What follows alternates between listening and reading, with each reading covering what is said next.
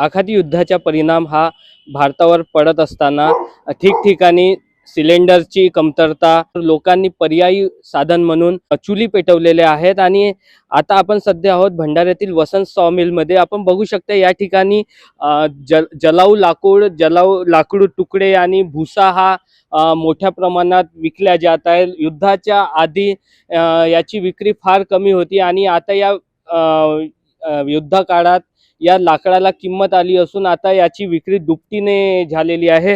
जाणून घेऊया आपल्यासोबत वसंत सॉमिलचे मालक पटेलजी आहेत। पटेलजी, काय सांगाल पटेलजी, आधी किती विक्री होती आणि आता काय फरक पडला? आधी 100 किलो विक्री होत होती ना, आता 500-600 किलो होऊन राहिली। भुसा पण विक्री होतो सिगडीसाठी, घरी जाळासाठी।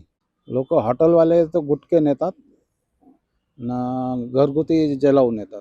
नाही, आता हॉटेलवाले जास्त येतात।